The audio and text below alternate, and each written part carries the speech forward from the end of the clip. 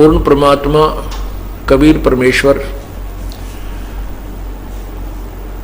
अपने सतलोक को छोड़कर यहाँ इस मृत लोक में आते हैं और काल भगवान ने अपने दूतों के द्वारा, अपने संदेशवाहक गुरुओं के द्वारा उल्टा ज्ञान प्रचार करवा रखा होता है। ये काल भगवान नहीं चाहता कि इस प्राणी को यथार्थ भक्ति का ज्ञान हो, इसको सतलोक के बारे में पता लगे, और ये नहीं चाहता कि मेरी क्रियाओं का जो मैं ये इनको उत्पन्न कर रहा हूं, फिर मार रहा हूं, ये ज्ञान ना हो जाए। उसको परमात्मा कबीर परमेश्वर आकर ही हमें बताते हैं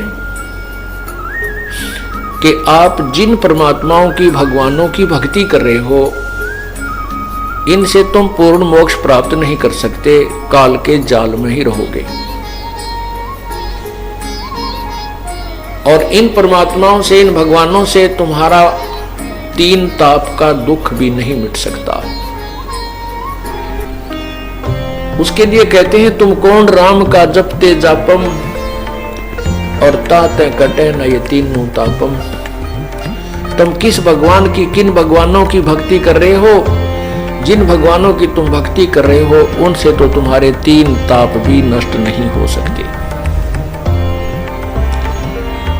3 ताप कैसे होते हैं?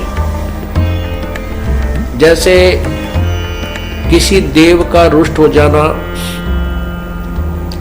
किसी के द्वारा जादू जंतर करके, किसी के द्वारा तांत्रिक विद्या करके किसी को प्रभावित किया होता है, किसी पर कुछ कर रखा होता है, जंतर मंतर किया हुआ होता है, या किसी ने कोई श्राप किसी को दे दिया है, तो उसको ये 3 लोक के भगवान ब्रह्मा, श्री ब्रह्मा जी, श्री विष्णु, श्री शिव जी तथा ब्रह्म व परब्रह्म तक नहीं समाप्त कर सकते।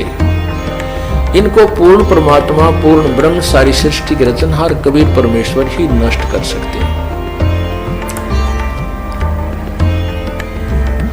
एक उदाहरण देते हैं, जैसे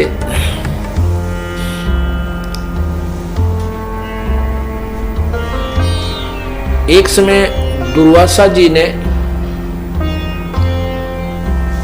यादव कुल को श्राप दे दिया कि तुम्हारा अंत होगा, तुम्हारा कुल नष्ट हो जाएगा। कैसे? दुर्वासा जी वैसे श्री कृष्ण जी के आध्यात्मिक गुरु थे। संदीपनी जी वो केवल अक्षर ज्ञान विद्या के गुरु थे। एक समय दुर्वासा जो संत ऋषि थे, द्वारिका नगरी के बाहर बनी में विराजमान हुए। बनी कहते हैं एक छोटा जंगल, छोटा वन, जो गांव के आसपास, पहले पुराने समय में बहुत ज्यादा जंगल होते थे आसपास, और उसके बाद फिर खेत होते थे। जंगल चारों तरफ आसपास छोटा सा जंगल होता था, उसको बनी बोलते थे, हुआ करता था। ये हमने भी देखा, हमारे ग्रामों के आसपास हुआ करता था। अब तो फ्लड के कारण नष्ट वष्ट हो गए, नहीं तो बहुत अच्छा चारों तरफ आधा किलोमीटर लगभग चारों तरफ बहुत अच्छा बनसा होता था, उसको बनी बोलते थे। उसके बाद खेत शुरू हो जाते थे जो उपज के लिए तैयार किए जाते थे। तो उस बनी में आकर के दुर्वासा जी बैठ गए।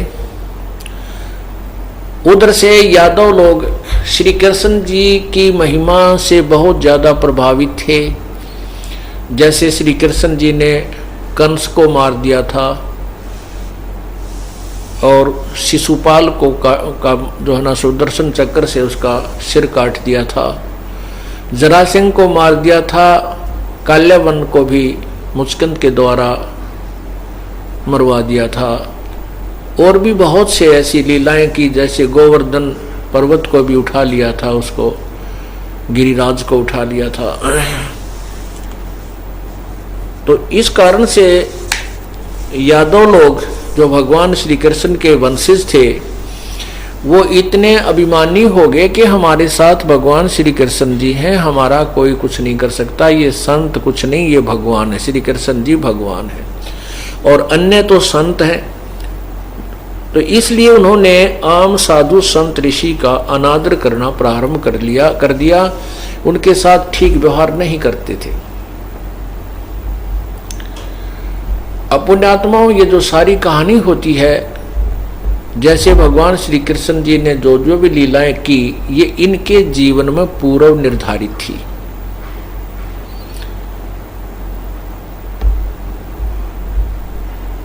अब ये केवल उतना ही किया करते हैं जितना इनको वहां से जब अवतार बनाकर भेजा जाता है, इनके जीवन में लिखा जाता है कि तुम ये कार्य करने हैं।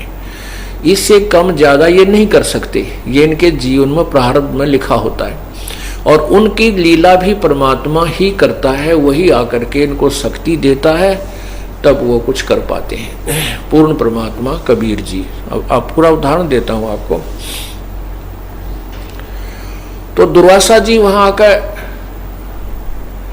बनी में बैठे थे, कई दिन रुक जाते थे, अपना भजन साधन कर रहे थे। उधर से द्वारका वासियों को पता चला कि एक सिद्ध पुरुष दुर्वासा जी आए हैं और दुर्वासा जी के विषय में एक ये आम कहावत थी कि ये भूत भविष्य और वर्तमान के सब जानता है,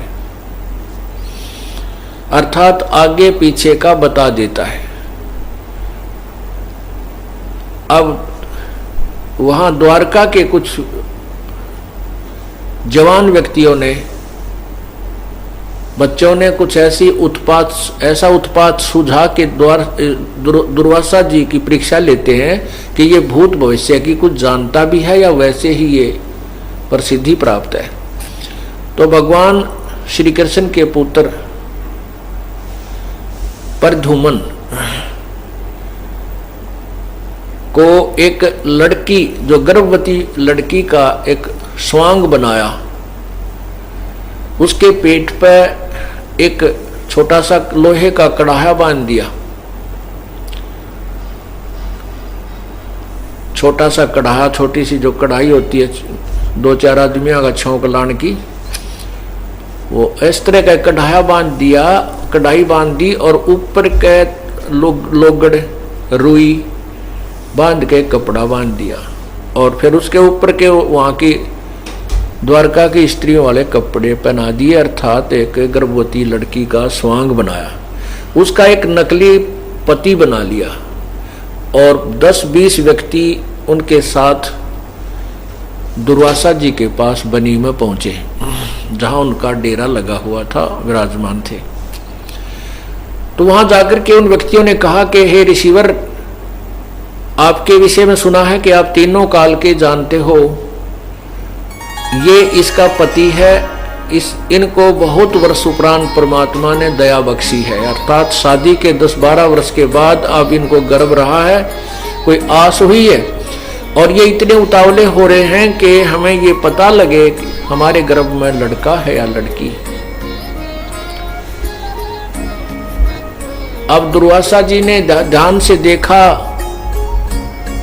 तो वो तो एक बकवाद करने आए थे। तब दुर्वासा जी ने उनको गुस्से में आकर कहा, क्रोध में आकर कहा कि ये बताओ इसको क्या होगा, इससे, इस गर्भ से तुम्हारा यादव कुल का सर्वनाश होगा, यादव कुल नष्ट होगा। अब ऐसा कहकर के दुर्वासा जी का बहुत भयंकर रूप हो गया। तो वो बच्चे थे, भाग लिए वहां ने, अगे तो भाई बात बिगड़गी, कहीं तुम न और ना शराब स्वरूप दे चलो।